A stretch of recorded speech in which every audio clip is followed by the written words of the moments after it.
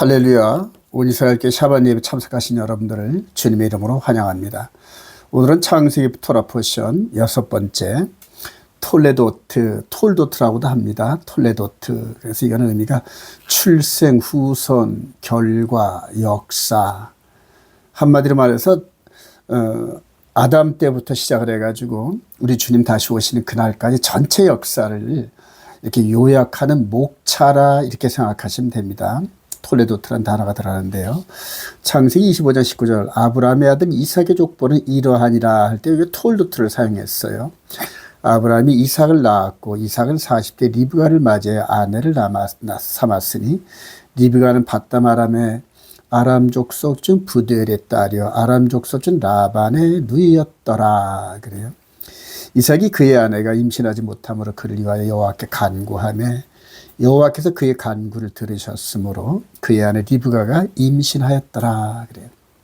임신한 도중에 복중에서 이상을 느낀 리브가가 하나님의 사람 즉 아브라함이겠죠. 아브라함한테 물었더니 이렇게 성령에 감동돼서 이렇게 예언합니다. 두 국민이 내 태중이 있구나. 두 민족이 내 복중에서부터 나누리라. 이 족속이 저 족속보다 강하겠고 큰 자가 어린 자를 섬기려 하셨더라 그래요. 하나님의 말씀이 이제 이런 대로 되겠죠. 이렇게 되어가는 하나님의 말씀의 그 역사 속에서 이를 벗어나려는 인간들의 어떤 욕심과 또 무지 이런 것들이 함께 섞여 있어요. 아까 말씀드린 것처럼 아담으로 시작됩니다. 역사는요. 그리고 대표적으로 노아로 이렇게 흘러가죠. 다음에 아브라함이 이제 시대가 지나지 이제 톨도트입니다. 계속해서 큰 사건들 그러니까 각 사람의 그 인생 중에서 가장 큰 사건들을 이렇게 대상으로 보여주는 거라 볼 수 있겠죠. 이제 아브라함의 시대가 지나가고 아들 이삭의 시대가 다가옵니다. 이삭 때 대표적으로 우물 파는 남자 그래요. 이삭은 축복받은 남자라는 의미가 있죠. 자 그리고 이삭의 두 아들 야곱과 에서 이렇게 흘러가요. 이렇게. 근데 이게 누구의 족보냐 하면은 바로 예수 그리스도로 오는 그러한 그 발자취란 얘기입니다. 그러니까 마치 하나님께서 아담, 노아, 아브라함, 이삭, 야곱, 그 다음에 이제 야곱을 통한 12아들, 또 12지파, 이스라엘 통해서 마치 이렇게 징검다리 건너듯이 이렇게 징검다리 건너시로 이렇게 오시면서 이분으로 이렇게 오셨어요. 그래서 이분까지 오는 과정이 이렇게 세대별로 요약한 그런 주제들로 묶은 게 톨레도트라는 의미가 있죠. 그래서 예수 그리스도의 세계라 그러면서 여기 이제 이렇게 계보라는 여기에 톨레도트라는 단어가 나오면서 12번 이렇게 이어지는 걸 볼 수가 있어요. 마태복음 1장 1절 아브라함과 다윗의 자손 예수 그리스도의 계보라 그래요. 똑같이 톨레도트라는 얘기입니다. 아브라함이 이삭을 낳고 이삭이 야곱을 낳았고 그 다음에 23절 보라 처녀가 잉태하여 아들을 낳을 것이요 그 이름은 임마누엘 하리라. 이를 번역한 즉 하나님이 우리와 함께 계시다 합니다. 요셉이 잠에서 깨어 일어나 주의 사자의 분부대로 행하여 그의 아내를 데려왔으나 아들을 낳기까지 동침하지 아니하더니 낳음의 이름을 예수라 하니라.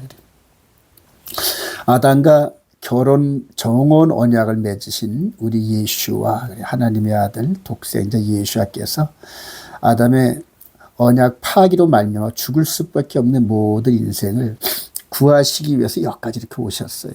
그리고 첫 언약에서 범했던 이 간음죄를 남편 대신 이분이 죽어주심으로 말미암아 우리에게 온 인류에게 쓰여진 이 간음이라는 올무 그래요. 간음하지 말지니라 7번째 계명이죠. 이 올무를 벗어주셨어요. 벗겨주셨어요. 그래서 이제는 죄와 허물로 죽었던 우리들을 살리시고 살아서 부활하신 주님과 그 다음에 거듭난 우리 속사람이 새 언약을 맺고 다시 한번 아담 때 실패했던 결혼 언약을 예수 그리스도 마지막 아담이신 이분과 함께 새롭게 언약을 맺음으로 말미암아 이제 두 번째 기회를 얻은 겁니다. 그래서 두 번째 넘어지면 더 이상 약이 없어요. 그래서 영벌에 처해지는 이제 그런 그 심판을 받게 되죠. 그래서 육신적 장자권 쟁탈전과 하늘의 장자 예수 그리스도의 이야기다. 이렇게 1차적으로 마무리할 수 있겠네요. 자, 성경의 개론 전체를 마치 가지치기로 제가 한번 정리를 해봤어요. 그래서 영적 가지치기 그래요. 보이는 나무는 이렇게 가지치기를 하죠. 이렇게. 그런데 우리들이 영적인 계보를 아담부터 시작해서 이렇게 올라오는 과정에서 여러 가지치기를 한 흔적들이 있는데요. 자, 말라기 2장 2절 이하에 보라 내가 너희의 자손을 꾸짖을 것이요 똥 곧 너희 절기의 희생의 똥을 너희 얼굴에 바를 것이라 너희가 그것과 함께 제하여 버림을 당하리라. 제하여 컷오프 된다는 얘기죠. 이렇게 컷오프 잘려져 나간다는 겁니다. 자, 첫째 톨레도트가 등장했던 이 부분이 창세기 1장 1절부터 4장 26절 그래요. 하늘과 땅의 첫 계보 그래요. 그 다음에 아담의 계보가 창세기 5장 1절에서 나오고요. 노아의 계보가 창세기 6장 9절에서 나오고요. 그 다음에 이제 노아의 후손들의 계보가 창세기 10장 1절에서 나오고요.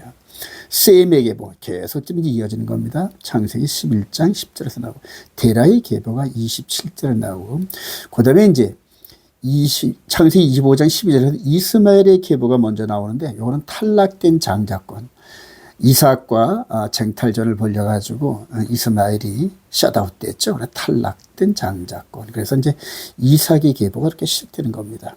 그 다음에 이제 이삭의 두 아들이 있죠. 야곱과 에서가 있는데 탈락된 계보를 먼저 이렇게 적어내셔야 돼요. 창세기 36장 1절에 톨레도트가 나오는데 탈락된 장자권. 그래요. 그래서 이렇게 컷오프 되는 겁니다. 이렇게 컷오프 잘려져 나간다는 거죠. 그리고 이제 야곱의 계보가 이어져서 창세기 37장 2절부터 50장 26절까지 쭉 해서 야곱의 계보. 그 때문에 이제 이 야곱의 계보에서 왕으로 오실 예수 그리스도의 계보가 또 이렇게 쭉 이어지는데 루키서 4장 18절에 베레스의 계보가 시작되면서 왕국 시대를 여는 그러한 스타트가 되죠. 그리고 긴 세월을 거쳐 예수 그리스도의 계보 이렇게 나타난 겁니다. 그래서 바로 이 전체가 성경의 요약이고 그다음에 목차다 이렇게 볼 수가 있어요. 그래서 어떤 책을 읽기 전에 목차를 전체를 보면서 균형 감각을 이렇게 맞추듯이 성경 전체를 이렇게 계보로 맞춰놓고 보면은 아주 굉장히 빨리 성경 전체를 리서치할 수가 있어요. 그래서 요한복음 15장 1절에 우리 주님께서 직접 선언하신 나는 참 포도나무여 내 아버지는 농부라. 물은 내게 붙어 있어 열매를 맺지 아니하는 가지는 아버지께서 그것을 제거해. 우리 주님이 제거버리는 게 아니라 아버지 농부이신 아버지께서 그것 즉 열매를 맺지 않은 그것을 제거해 버리시리니 여기서 제하여 버림을 당하리라 했잖아요. 그래서 이 구약은 육신적인 모습의 제거인데 이제는 예수 그리스도 안에 있는 저와 여러분들의 영의 몸의 제거입니다. 여기는 이제 육의 몸의 제거고 예수 그리스도 안에서는 영의 몸의 제거. 그래서 우리가 하나님 그 뿌리에서 제거된지 안 된지 스스로 잘 몰라요. 그런데 확실히 알 수 있는 것은 이제 주님 안에 거한다는 그런 말씀에 기초된 성령의 확신을 주시는 거죠. 굉장히 중요합니다. 무릇 열매를 맺는 가지는 더 열매를 맺게 하려 하여 그것을 깨끗하게 하시리라.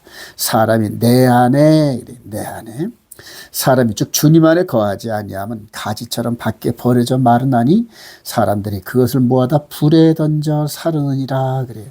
맨 마지막에 육의 몸의 심판과 함께 육의 몸도 불의 심판을 당해요. 그 다음에 영의 몸도 영원한 불목 가운데 이렇게 던져짐을 당하면서 저주 아래 있는 거죠. 그래서 우리가 포인트는 주님 안에 거한다는 개념이 뭐냐 이것을 찾아서 순종하는 겁니다.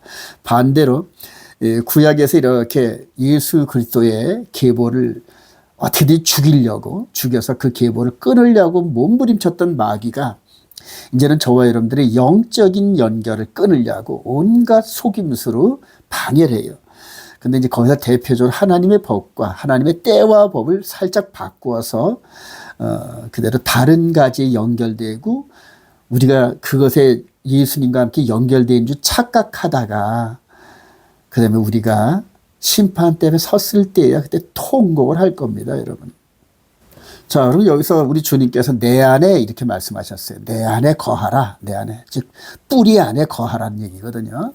요한복음 3장 24절에, 요한복음 3장 24절에 그의 계명을 지키는 자는 주 안에 거하고, 그래요. 주는 그의 안에 거하시나니, 그의 계명을 지키는 자는, 그래요. 그의 안에 거하시나니 우리에게 주신 성령으로 말미암아 그가 우리 안에 거하시는 줄 우리가 아느니라. 확신한데요. 즉 계명을 지키는 자는 그래요. 이게 웬 말이에요? 우리가 좀 계명을 지킬 필요가 없다 이렇게 신약교회 대부분이 정의를 내리고 하나님의 계명은 아예 생각지도 않잖아요. 그런데 요한사도가 신약에서 요한사도가 그의 계명을 지키는 자는 주 안에 거하고 주는 그 안에 거한대요. 이렇게 예수 그리스도 안에 거하기 위해서는 이 가지 안에 붙어 있기 위해서는 우리가 영적으로 볼 때 계명으로 연결되는구나 이걸 느낄 수 있어요. 그래서 계명을 통하여 계명을 순종하는 삶을 통하여서 우리가 영적인 열매를 맺지 않으면 이렇게 하나님 아버지가 잘라낸다 이렇게 말씀하시는 거거든요. 그래서 저와 여러분들이 그럼 계명이 뭐야? 이걸 가지고 이제 집중적으로 성경 전체를 연구하고 순종할 그런 필요가 있어요. 자, 다음으로 톨레도트의 세 가지 중심 주제가 있어요. 톨레도트 목차 속에서. 그래서 그 주제가 뭐냐면 아브라함에게 주신 그런 여호와의 도인데요. 창세기 18장 18절 이하에 아브라함은 강대한 나라가 되고 천하 만민은 그로 말미암아 복을 받게 될 것이 아니냐. 내가 그로 그 자식과 권세에蒙하여 여호와의 도를 지켜. 여호와의 도를 지키면은 의와 공도를 행하게 하려고 그를 택하였나니. 즉 여호와의 도를 지키면은 의롭게 되고 공도의 삶을 산다는 거예요. 자, 이는 나 여호와가 아브라함에게 대하여 말한 일을 이루려 함이라. 그래요. 아브라함한테 말씀하시는데 이게 바로 여호와 야훼 데레크거든요. 이게 길. 근데 이분이 이제 육신으로 오신 예수와 오셔서 나는 길이요 진리요 생명이라 이렇게 말씀하신 거예요. 아브라함한테 축복의 약속을 땅에 대해서 축복을 약속을 하셨죠. 다음으로 이제 둘째로 자손. 그래요. 이거 다 성취가 됐습니다 이미. 예. 자, 이방인에게 복 바라크. 이방인의 너를 통하여 이 천하 만민이 복을 얻으리라는 게 이방인에게 복을 준다는 거거든요. 그래서 이거는 이제 현재 진행 중에 있어요. 그래서 저와 여러분들이 이방인임에도 불구하고 아브라함하고는 전혀 관계없는 육신의 후손들이잖아요. 그런데 예수 그리스도로 말미암아 접붙임을 당해서 아브라함의 복을 이어받는 그러한 그 기업을 이어받는 축복을 덧입혔죠. 자, 장자들의 계보에서 톨레도트, 그 다음에 장자권이 있어요. 아브라함의 축복을 상속받는 장자, 그래요. 이게 이제 베코라, 그래요. 장자. 그 다음에 여호와의 도. 장자권자들이 의와 공도의 삶을 살아가야 하는 법, 그래요. 그래서 야훼 데레크, 그래서 여호와의 도. 그래서 예수 안에서 저와 여러분들이 이 세 가지의 이 계보를 잇는데, 그대로 의와 공도의 삶을 살기 위해서 준 아브라함에게 주어진 이게 뭔지 이거 굳게 붙잡아야 돼요. 아브라함도 여호와의 도를 지켜 의와 공도의 삶을 살았기 때문에 이런 약속하신 축복을 받을 수 있었거든요. 마찬가지로 아브라함의 복을 받기 위해서는 저와 여러분들이 우리에게 주어진 여호와의 도가 뭔지 아주 깊이 깨닫고 생명을 걸고 지켜야 되는 이런 그 의무가 저희들에게 있습니다. 자, 다음으로 여호와의 도를 이어받는 장자권자. 그래요. 장자권자 이삭의 축복인데요. 아브라함과 이삭과 야곱, 요셉, 이스라엘 그리고 예수 그리스도 안에서 저와 여러분들이 받는 그 축복이거든요. 근데 우선은 이제 아브라함의 바로 아들 장자권을 이어받는 이삭이 받은 축복을 한번 볼까요? 창세기 26장 1절 아브라함 때 첫 흉년이 들었더니 그 땅에 또 흉년이 들매 이삭이 그랄로 가서 블레셋 왕 아비멜렉에 이르렀더니 그 다음에 하나님께서 이 땅에 거류하면 내가 너와 함께 있어 내게 복을 주고 그래요. 아브라함 복이 연결됐죠. 내가 이 모든 땅을 너와 내 자손에게 주리라. 약속이 축복의 약속이 이어지고 내가 내 아버지 아브라함에게 맹세한 것을 이루어서 내 자손을 하늘의 별과 같이 번성하게 하며 이 모든 땅을 내 자손에게 주리니 네 자손으로 말미암아 천하 만민이 복을 받으리라. 그래. 아브라함의 축복이 그대로 인수인계 된 거예요. 그래서 장자권이 그렇게 중요한 거고. 그래서 이스마엘은 컷오프되고 이삭이 다음으로 에서는 컷오프되고 야곱이 그 축복을 이어가는 걸 볼 수 있어요. 자, 이렇게 복을 받는데 이는 왜냐하면 아브라함이 내 말을 순종하고 내 명령과 내 계명과 내 율례와 내 법도를 지켰음이라 하시라. 여호와의 도가 이렇게 네 가지로 이렇게 또 디테일하게 우리에게 다가오는데 여기서 이제 한번 명령 볼까요? 미시메레트라 해가지고 명령. 그래요. 그 다음에 미츠와는 이제 계명이고요. 후카, 그래 여러 관습과 법규입니다. 그리고 요즘에 제일 회자되는 토라, 그래요. 이 율법이거든요, 이게. 우리는 율법으로 이렇게 번역을 하는데 이게 엑서사이즈, 훈련이라는 뜻이 있어요. 그래서 어떤 의미가 있냐면요. 우리가 양궁 선수들이 이렇게 타켓을 정하고 쏘잖아요. 그럼 여기가 골드입니다. 그러면 계속 골드를 맞추려고 쏘는데 맨 처음에 이렇게 맞고 막 그러잖아요. 그러다 어쩌다 한번 맞아요, 골드에. 그러면 이 골드를 맞히는 감각을 살리기 위해서 계속적으로 훈련하잖아요. 뭐 정말로 이렇게 보면 양궁 선수가 대표로 올림픽에 나가는데 올림픽 나가서 금메달 따는 것보다 국내에 선발되는 게 더 힘들다. 이런 식으로 아주 매일매일 연습을 한다는 거예요. 우리도 마찬가지로 이 여호와의 도, 진리를 순종하는 거예요. 진리를 순종. 그래서 예수 안에서 우리가 거듭난 우리 속 사람이 우리 마음판에 기록된 이 여호와의 도, 진리의 도를 순종하는데 우리 속 사람 말을 잘 안 듣잖아요. 저 자신도 저 자신을 통제를 못 하잖아요. 그런데 하나님의 말씀으로 우리 속 사람을 통제하는 거예요. 그게 바로 토라라는 겁니다. 토라. 율법이죠. 그래서 구약의 이스라엘 백성들은 겉사람 육신의 예법에 토라를 지켰고 바울 서도에 의하면은 그다음에 저와 여러분들은 예수 그리스도 안에 있는 토라. 그래서 그리스도 율법이다 이렇게 표현을 하거든요. 자, 그래서 이 의무와 함께 축복이 따라온다는 거. 이거 저와 여러분들이 꼭 유념해줬으면 좋겠습니다. 자, 그렇게 해서 그때 그 가뭄 때 농사를 졌어요. 그랬더니 이삭이 그 땅에서 농사에 그해 100배나 얻었고 여호와께서 복을 주심으로 그 사람이 창대하고 왕세 마침내 거부가 되어 그래요. 양과 소가 때를 이루고 종이 심이 많으므로 브레셋 사람이 그를 시기하되 그 아버지 아브라함 때 그 아버지의 종들이 판 모든 우물을 막고 흙으로 메웠더라 그래요. 그래서 브엘세바 그 이스라엘 남쪽 지방에 가면 지금도 브엘세바가 있어요. 우물이라는 이름인데 거기 보면 깊은 곳에 지하실을 엄청나게 크게 파가지고 그렇게 물을 받았던 그런 저장고가 있는데 그렇게 이삭은 요즘으로 말하면 유전지대나 마찬가지인 그 우물을 그냥 땅만 파면 나오고 이게 축복이었던 거거든요. 그래서 그 우물을 중심으로 해서 군집 사회가 이루어졌는데 많은 사람들이 모여서 지도자를 따를 때 엄청난 그 힘이 되잖아요.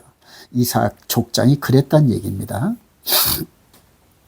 자, 이제 이삭 시대를 지나서 그들의 에서와 야곱의 그 장자권 누가 이어받을 거냐?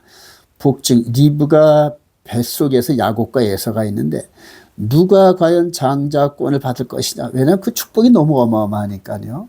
그래서 아까도 말씀드렸지만 리브가가 물어봤더니 큰 자가 어린 자를 섬기려 하셨더라 그래요.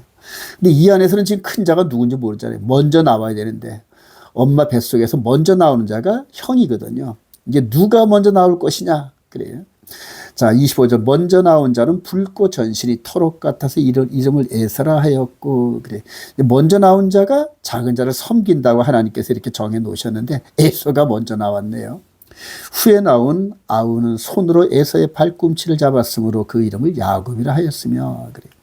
뒤에 나오던 야곱이 형 에서의 발꿈치를 잡고 먼저 자기가 나가려고 막 뒤로 제끼려고 하는데 힘이 모자랐나 봐요. 태중에서도 만약 야곱이 성공했더라면 야곱이 형이 돼가지고 에서를 섬기는 그런 일이 있었을 텐데요. 하여튼 징계 잘한 것 같아요. 로마서 9장 11절 이제 이 부분을 바울 사도가 설명을 해요.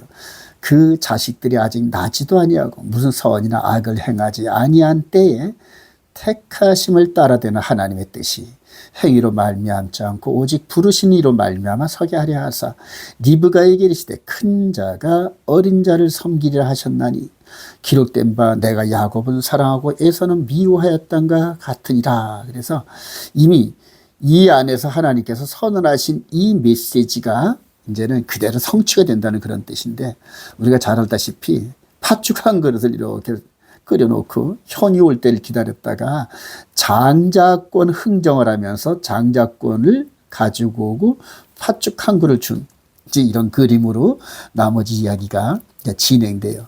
자, 백호라 장자가 너무너무 중요합니다.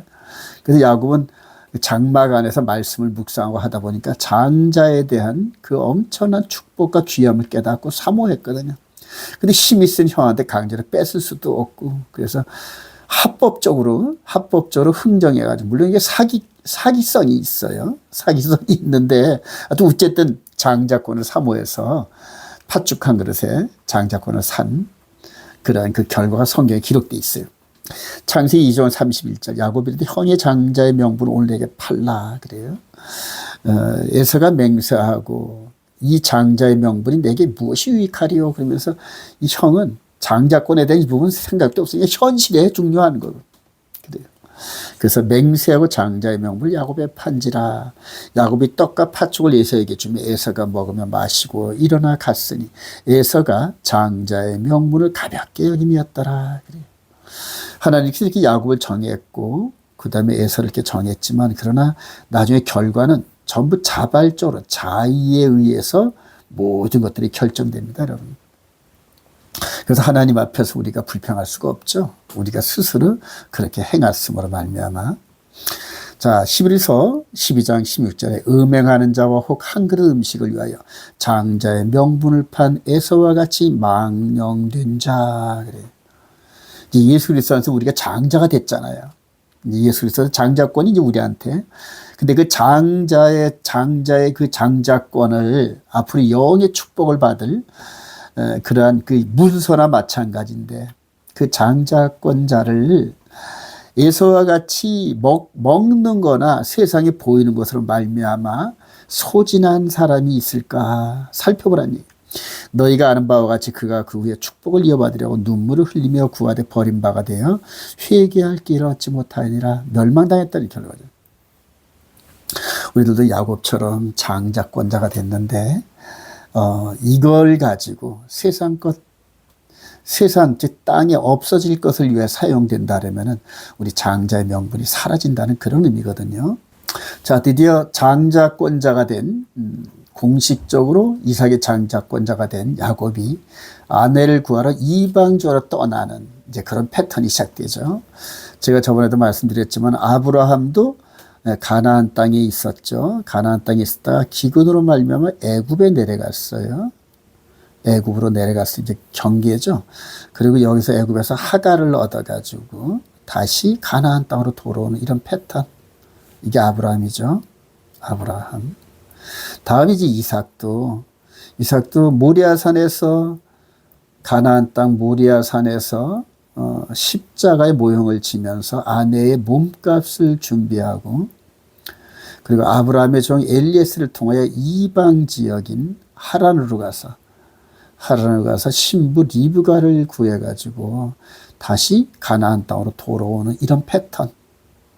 근데 이제는 야곱도 마찬가지로 이제 이런 패턴을, 이게 이제 장자들의 패턴이거든요. 그래서 야곱도 마찬가지로 가나안 땅에 있다가 이방 지역 가서 아내를 구해서 돌아오는 패턴으로 지금 시작하는 겁니다. 지금 야곱도. 그래서 이런 패턴을 이제 저는 하나님의 지문이다, 영적 지문이다 이렇게 표현을 했거든요. 그래서 이런 패턴을 보면 나중에 이제 예수 그리스도께서도 예루살렘에서 몸값을 준비하고 지금 현재 이방 지역에서 신부감들을 구하는 중이고요. 다시 가나안 땅으로 돌아가는데 이때는 가나안 땅에 머무는 게 아니라 영원한 아버지의 나라로, 즉 천국으로 우리를 이끌어 가시는, 그래서 이방적인 이 땅으로 오셔서 아내를 구해서 돌아가시는 이런 부분이 휴거거든요, 이게. 그래요. 그래서 저와 여러분들이 이 흐름 안에서 예수 그리스도, 즉 신랑 되시는 그분을 굳게 붙잡는 게 아주 너무너무 중요한데, 그런 것들을 전부 이렇게 좀 야곱이 이스라엘에서 아내를 구해오고 돌아오는 이런 패턴 속에서 저와 여러분들을 발견할 수 있어요. 자, 이삭이 이제 너는 가나안 사람 딸들 중에서 아내를 맞이하지 말고, 가나안 땅, 즉 가나안 땅에서 하지 말고 일어나 밧단 아람으로 가서 내 외조부 부들의 집에 가서 거기서 내 외삼촌 라반의 딸 중에서 아내를 맞이하라. 전능하신 하나님이 네게 복을 주셔 네가 생육하고 번성하게 하여 네가 여러 족속을 이루게 하시고 아브라함에게 허락하신 복을 네게 주시되 너와 함께 네 자손에게도 주사 하나님이 아브라함에게 주신 땅 곧 네가 거류하는 땅을 네가 차지하게 하시기를 원하노라 하면서 공식적으로 축복을 합니다. 아버지가 아들에게 인수인계하는 겁니다. 인수인계. 아브라함부터 시작됐던 이 여호와의 도, 그 다음에 장자권, 축복에 대한 이 부분이 이삭이 연결됐고, 이삭이 야곱에게 연결되는 거예요. 공식적으로. 그리고 이제 어머니 리브가는 이렇게 보면 이제 누굽니까? 에서가 오는지 안 오는지 이제 바깥에서 망 보는 그림으로 이렇게 되는데요. 또 공식적으로 인수인계합니다. 말라기 1장 2절에 에서는 야곱의 형이 아니냐. 그러나 내가 야곱을 사랑하였고 에서는 미워하였으며 그의 산들을 황폐하게 하였고 그의 사람을 광야에 이리들에게 넘겨내리면서 야곱을 선택하신 하나님이 이렇게 야곱의 후손들인 이스라엘 백성들에게 지금 읍소하는 겁니다. 남편 대신 그분이 아내 신부감에게 그래요. 그러니까 여호와 하나님과 이스라엘은 이렇게 결혼 관계잖아요.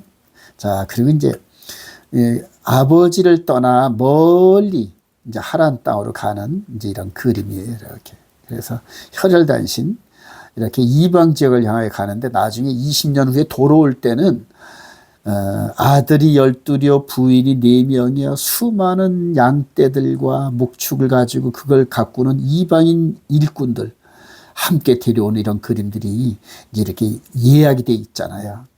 근데 그걸 아직 모르는 떠나가는 이 야곱은 처량이겠죠. 혼자서 혈혈단신 갈래니까.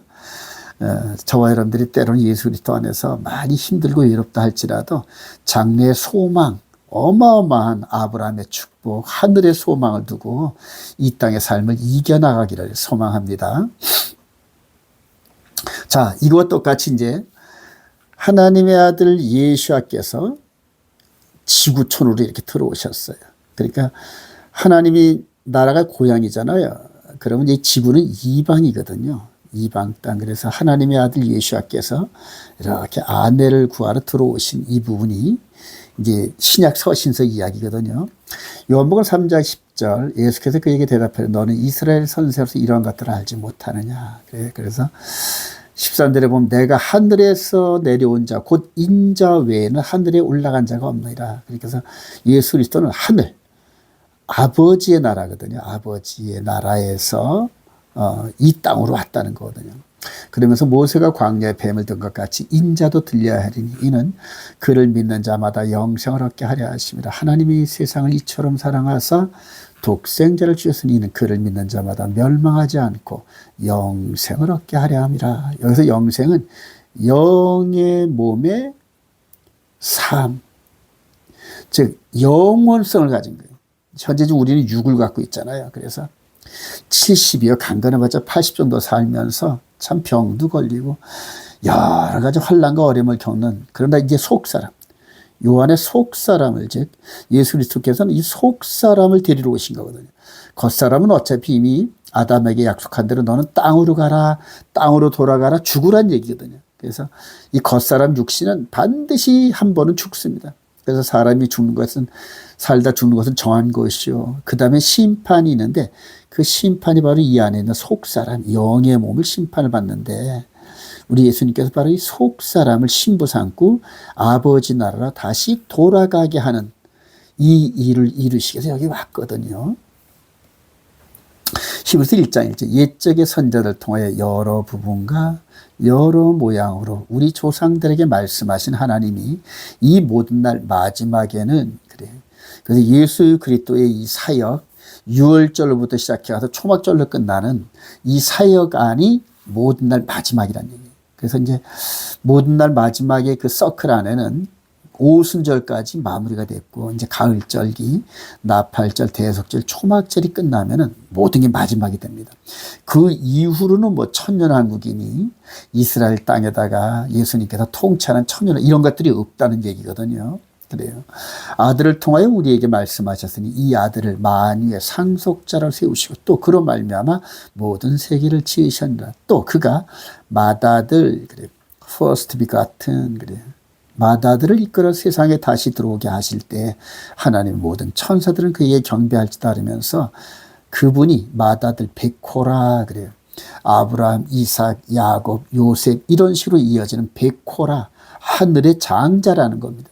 하늘의 장자가 되니까 당연히 이방 지역에 와서 신부를 데리고 돌아가는 패턴, 즉 아브라함도 그랬고 이삭도 그랬고 야곱도 그랬고 요셉도 마찬가지고 그 다음에 현재 이스라엘이라는 하나님의 장자가 온 열방에 퍼져서 지금 이방인들을 신부로 맞이하는 가이드 역할을 하거든요.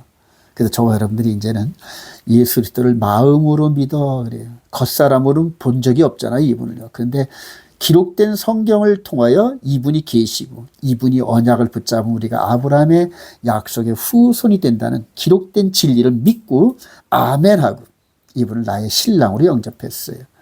그리고 신랑으로 영접한 우리 신부들은 신부로서 꼴지어져가는 무언가 있는데 그걸 케투바라 그러거든요. 그걸 이제 마음 안에 기록됐다. 그래서 새 언약, 뉴 커버넌트. 자, 하늘의 장자신 예수와의 최후 승리 그래요. 결과적으로 하늘의 장자신 예수 그리스도가 모든 걸 이루신다는 얘기인데요. 시편 110편 4절에 여호와는 맹세하고 변하지 아니하시니 이르시를 너는 멜기세덱의 서열을 따라 영원한 제사장이라 하셨도다. 그래요. 현재 이분께서 멜기세덱 반차의 대제사장이시거든요. 이제 아론 제사장 그다음에 레위 지파의 제사장은 더 이상 필요 없어요. 그리고 이제 이분이 대제사장이시고 이분을 영접한 성도들이 왕 같은 제사장이에요. 그래서 영과 진리 안에서 지금 하나님을 섬기는 제사장의 역할을 하는 걸 베드로사는 왕 같은 제사장 이렇게 표현한 겁니다. 그리고 계시록 20장 7절에 천년이 끝난 후죠. 왕 같은 제사장으로 이렇게 섬기다가 정하신 천년의 기간이 끝난 후 마귀가 풀려나서 곡과 마곡의 전쟁을 일으킨다 그러거든요. 근데 이제 곡과 마곡의 전쟁이 지금 곧 준비되고 지금 막 그 방아쇠가 당겨진 상태잖아요. 러시아와 우크라이나 전쟁이 곡과 마곡의 전쟁이라고 저는 확신해요. 이제 시작에 불과하거든요. 자, 5절 주의 오른쪽에 계신 주께서 그의 노하시는 날에 왕들을 쳐서 깨트리실 것이니라. 그래요. 결과적으로 최후 승리를 하신다는 얘기거든요. 데살로니가 후서 2장 6절 너희로 환난을 받게 하는 자들은 환난을 갚으시고 환난을 받는 너희에게는 우리와 함께 안식으로 갚으시는 것이 하나님의 공이시니 주 예수께서 자기의 능력의 천사들과 함께 하늘로부터 불꽃 가운데 나타나실 때에 그래요. 즉 천사장과 함께 공중 강림하실 때 공중에서 하나님을 모르는 자들과 우리 주 예수의 복음에 복종하지 않은 자들 두 부류 하나님을 모르는 자들과 알기는 아는데 예수의 복음에 복종하지 않은 자들의 형벌을 내리시리니 이런 자들은 주의 얼굴과 그의 힘의 영광을 떠나 영원한 멸망의 형벌을 받으리로다 그러잖아요. 우리 주님 강림하실 때 공주로 끌어올린다 그래요. 이걸 휴거라 그러거든요. 신부들은 끌어올리는데 그 남은 자들이 있잖아요. 이 땅에 남은 자들은 두 부류인데 첫째는 하나님을 모르는 자들이고 둘째는 예수의 복음에 복종하지 않는데 이들에게 형벌을 내린대요. 어떤 형벌을 내릴까요? 1차적으로 육신을 불러 태우실 거예요. 베드로 사도가 이거를 그대로 증언합니다. 불러 태우신대 육신을. 자, 육신을 불러 태우는 형벌에 내리시니 또 이제 영원한 멸망의 형벌을 받기 위해서 이제 백보자 심판이라는 게 있잖아요. 자, 여기 모든 죽은 자들을 부활시켜서 이렇게 멸망에 처하는, 여기 이제 생명책이 펴져 있죠. 생명책. 마지막 최후 심판입니다. 이게 영의 몸의 심판이거든요. 여기서는 육의 몸의 심판, 주의 재림 때는요. 근데 영의 몸의 심판, 죽은 자들을 이제 내놓고 그래요. 계시록 20장 12절 또 내가 보니 죽은 자들이 이미 죽었던, 즉 아담 이후로 우리 주님의 재림 때까지 이렇게 죽었던 죽은 자들이 큰 자나 작은 자나 그 보좌 앞에 서 있는데 책들이 펴있고 또 다른 책이 펴졌으니 곧 생명책이라. 죽은 자들이, 즉 죽은 자들이 자기의 행위를 따라 책들에 기록된 대로 심판을 받으니 죽은 자들이 또 심판을 받는데요. 죽은 자들이. 그러니까 죽은 자들이 이제 부활해서 영의 몸에 영생체로 돼가지고 심판을 기다리는데 이걸 백보자 심판이라고 그러잖아요. 심판을 받으니 사망과 음부도 불못에 던져지니 이것은 둘째 사망 곧 못이라 그래요. 즉 여기에 하나님을 모르는 자들과 예수의 복음에 복종하지 않은 자들이 영의 심판, 영의 몸의 심판을 받잖아요. 이렇게요.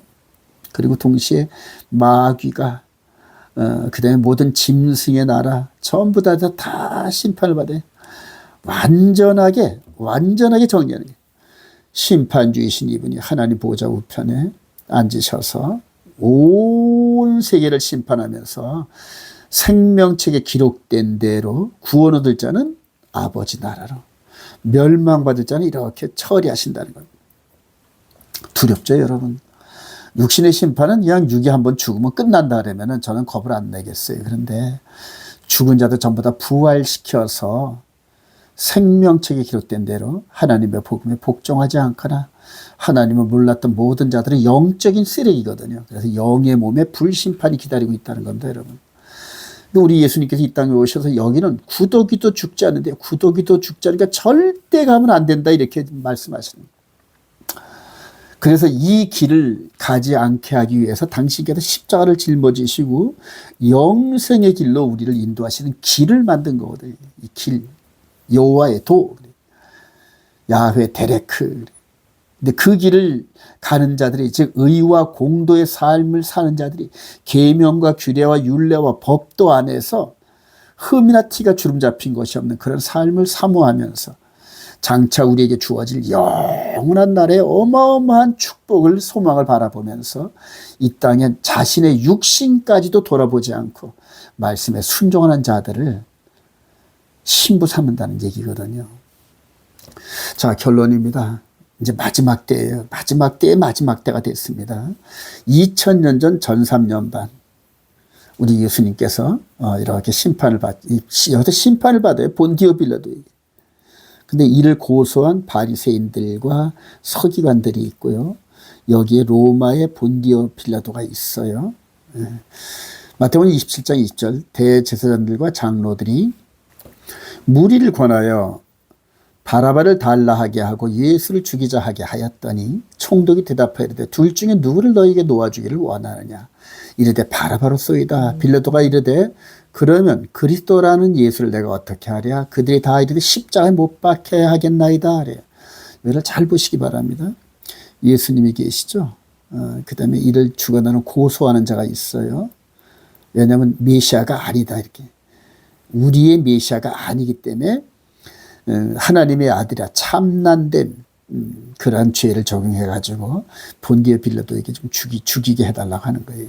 이 그림이 마지막 때 재현되는데요. 자, 요한일서 2장 18절 지금은 마지막 때라 그래요. 여기서 지나고 이제 요한 사도가 AD 한 100년쯤 이내에 살면서 지금은 이제 그때 당시 말하는 거죠. 지금은 마지막 때라. 적그리스도가 오리라는 것을 말을 너희가 들은 것과 같이 지금도 많은 적그리스도가 일어났으니, 즉 대적자의 모습을 한 이 대적자들이거든요. 다 대적자들. 왜냐하면 하나님의 말씀을 오해함으로 말미암아 대적하는 자 많이 일어났으니 그러므로 우리가 마지막 때인 줄 아노라. 거짓말하는 자가 누구냐? 예수께서 그리스도의 심을 부인한 자가 아니냐. 아버지와 아들을 부인하는 그가 적그리스도니. 그래요. 초대교회 교회 당시에 예수님께서 메시아가 아니다 이렇게 주장하는 무리들이 다 적그리스도 라인에 서 있다는 거예요. 즉 하나님의 말씀 같은 민족들인 유대인들이, 이스라엘 백성들이 말씀대로 오신 그분을 알아보지 못한 그 이유가 세상 것에 넘어가 있기 때문에 그런 거거든요. 자, 이후로 이제 기독교 2000년의 역사가 흘러왔어요. 여기서 요한 사도가 적그리스도가 많이 나타났다 이렇게 증언한 요때인데요. 그 이후로 이제 저와 여러분 잘 알다시피 에서버두 사빌라 해서 일곱 교회 시대가 열리죠. 일곱 교회 시대를 통하여 예수 그리스도가 이 일곱 교회를 지도하면서 온 열방에 복음을 증거하는 기독교 이방인의 충만한 시기 2000년이 이렇게 지나갔어요. AD 70년에 그대로 로마 티토 장군에 의해서 예루살렘 성이 완전히 묵사발되고 무너졌죠. 이후로 AD 300년경쯤에 콘스탄틴 대제가 하나님의 때와 법, 즉 절기와 계명인 안식일을 일요일로 바꾸는 그러한 그 참사를 저질렀어요. 다니엘서 7장 25절에 떼어볼 바꾸는 이런 역할을 하는 장본인이 됐어요. 콘스탄틴 대제가. 이후로 로마 제국이 멸망한 상태로 로마 카톨릭 종교 세력이 일어났죠. 로마 카톨릭이 중세 1000년을 지배하는, 그래서 하나님의 아들의 지상 대리자 해서 교황이 무소부리의 권력을 휘두른 이 엄청난 바벨론 왕국, 그래요. 그런 그게 1000년의 세월이 흘렀고, 마틴 루터가 종교개혁을 통하여 개신교가 프로테스탄티즘 개신교가 나왔고요.